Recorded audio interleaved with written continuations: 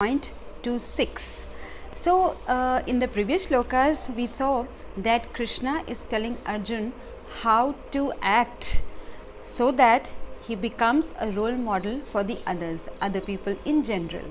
So, continuing the same theme, Krishna is going to elucidate a very important principle in this shloka. And this principle actually is a great learning experience for all of us, because we can all apply this principle in all walks of life. So first, let's read the shloka, but before that, the prayers. Om Ajnanatimirandhasya Jnananjan Shalakaya Chakshurunmilitam Yena Tasmai Shri Guruve Namaha. Namo Om Vishnu Padaya Krishna Preshthaya Bhutale Srimate Bhaktivedanta Swami Niti Namine Namaste Saraswati Deve Gauravani Pracharine Nirvishesh Shunyavadi Paschatya Deshatarine Jai Shri Krishna Chaitanya Prabhu Nityananda Shri Advaita Gadadhar Shrivas Adi Gaur Bhakta Vrinda Hare Krishna Krishna Krishna Hare Hare Hare Ram Rama Rama Hare Hare. So, continuing first with the shloka number 3.26, let's read it, understand it, and then try to see how we can apply this in our day-to-day life. So, the shloka reads like, न बुद्धि भेदम जनयेद अज्ञानाम कर्म संगिनाम जोशयेत सर्व कर्माणि विद्वान युक्तः समाचरन्. The translation given by Srila Prabhupada: so as not to disrupt the minds of ignorant men attached to the fruitive results of prescribed duties, a learned person should not induce them to stop work. Rather, by working in the spirit of devotion, he should engage them in all sorts of activities. And within brackets, Srila Prabhupada makes it clear what kind of activities: for the gradual development of Krishna consciousness. Now here we see Krishna is giving us the liberty of walking at our own pace. Well, what do we mean by walking here? Walking the spiritual path. Because we have seen people walk the spiritual path at different speeds, at different paces. Now, what does Krishna say? Is he a totalitarian? Is he a dictator? Does he say, no, this is the only way and this is the only speed with which you have to walk, otherwise you will never attain me? No, Krishna is making it clear that sometimes some people need to walk on their own pace so that they can gradually come to the level of self-realization and ultimately attain the Supreme. So, here he is telling that for those people who have realized themselves and the absolute truth, which means those who are quite high up on the spiritual ladder, how should they behave with those people who are who have not yet started this climb to the spiritual perfection, or those who have just started maybe?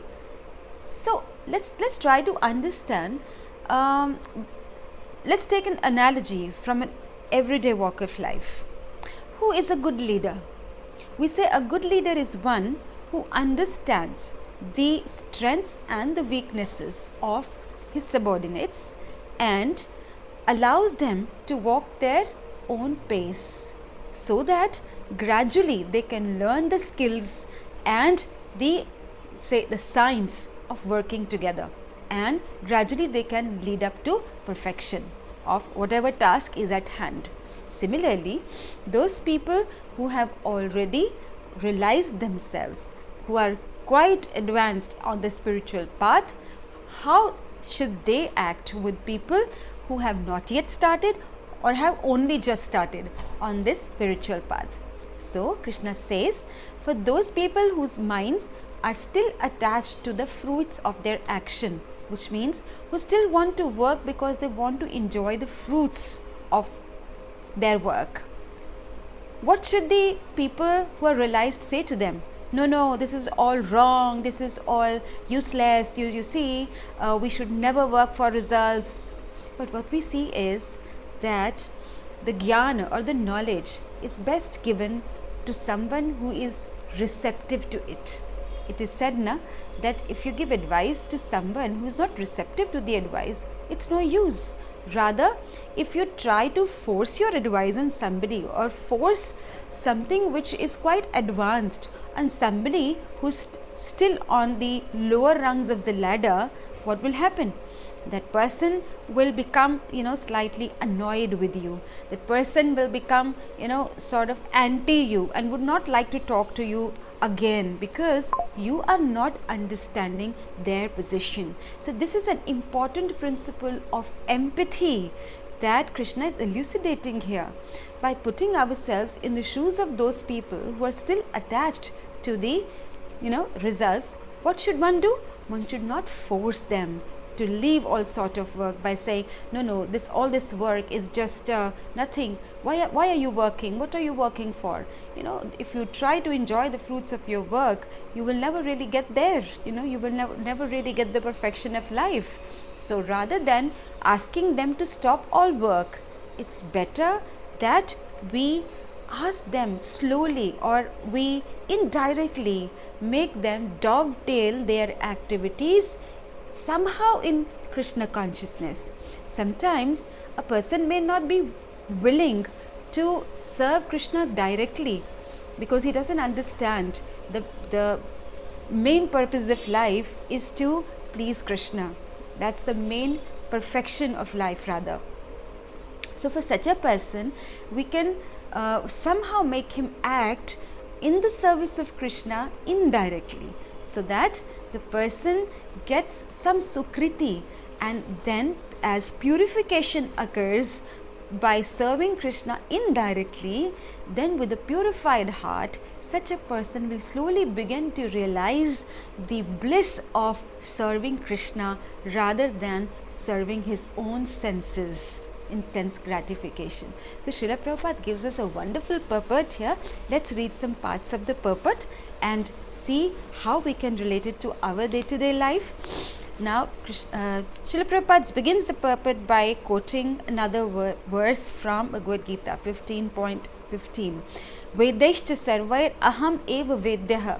So in this shlok, Krishna says that from the Vedas only I am to be known. So what is the gist of the Vedas? Krishna. So what is to be known from the Vedas? Krishna.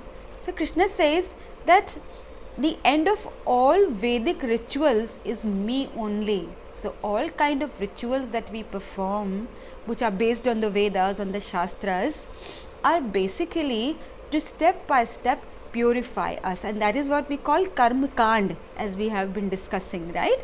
So the Vedas mostly deal with the karma kandas, which means it deals with the rituals that will slowly make us purified, so that we can understand that we are not meant to enjoy our senses but to please Krishna, so that we can break this bondage of birth and death and get liberation firstly, and of course then the prerogative to serve Krishna in the spiritual world.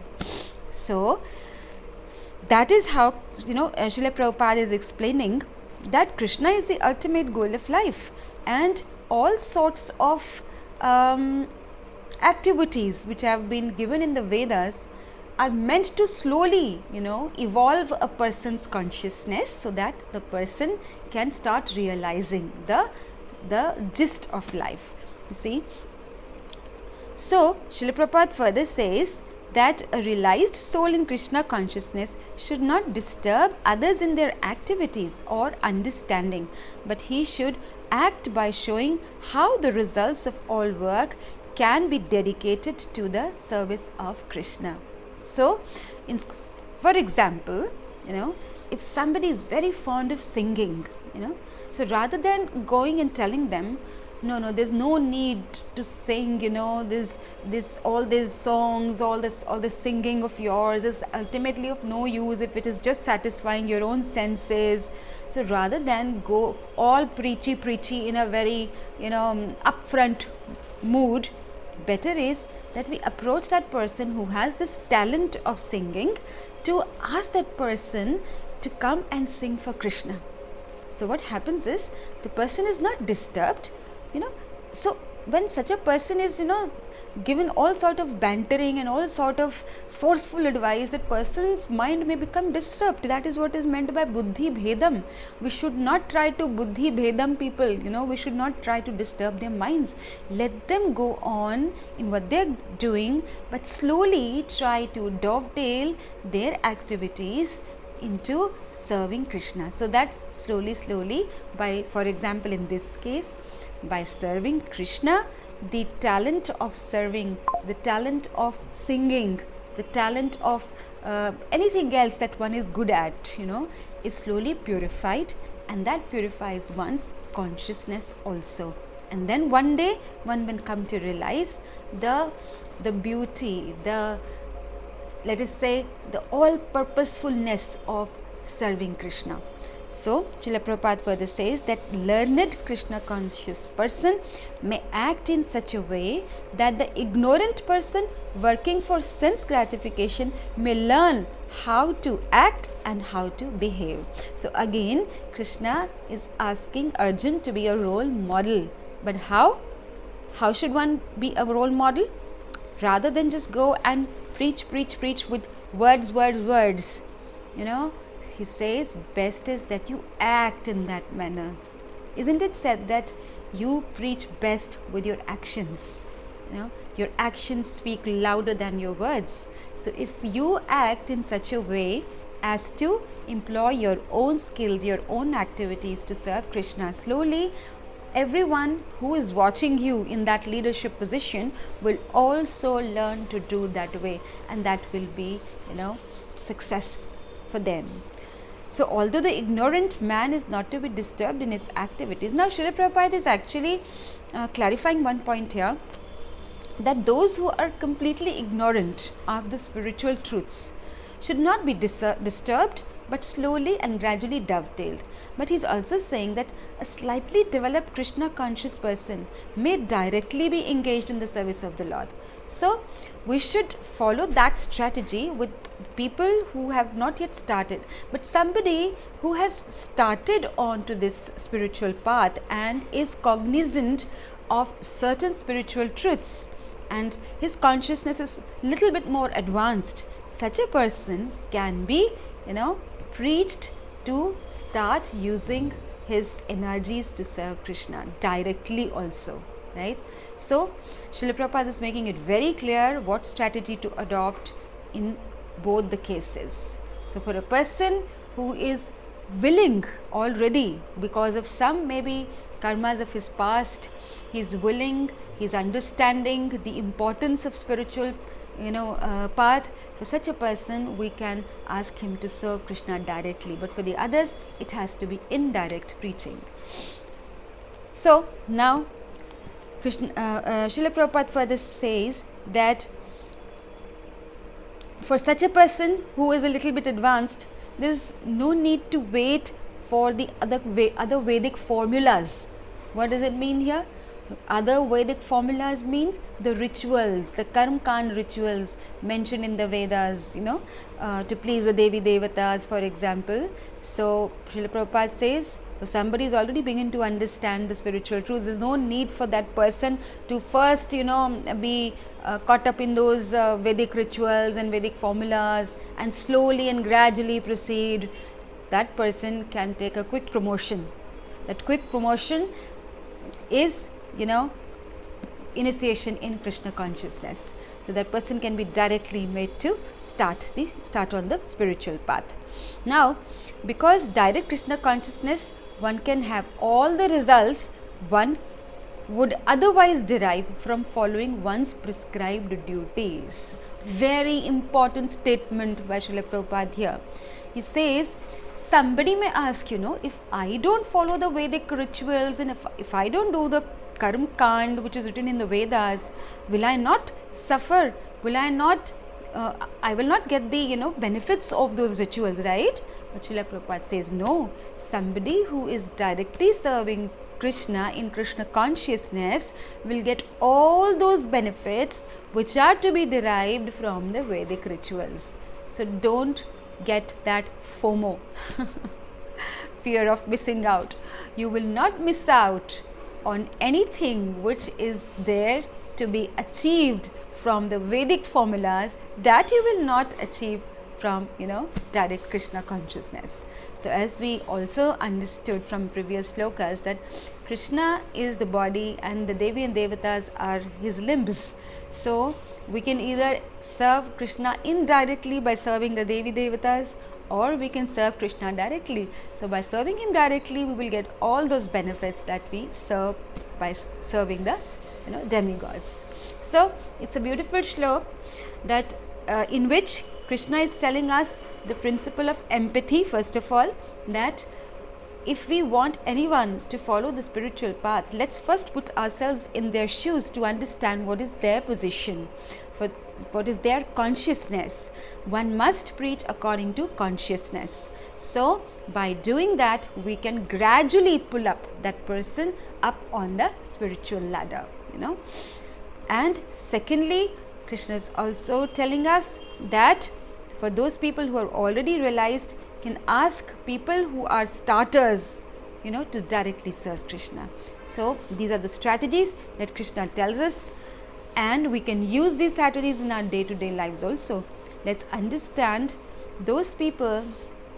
For example, if there is a teacher who wants to teach important and complicated, principles of, say, mathematics, or some, very, very complicated formulas of mathematics, and for a student who's not yet so much advanced in his understanding in mathematics, if all those formulas are given all at once by the teacher, the student, what will happen?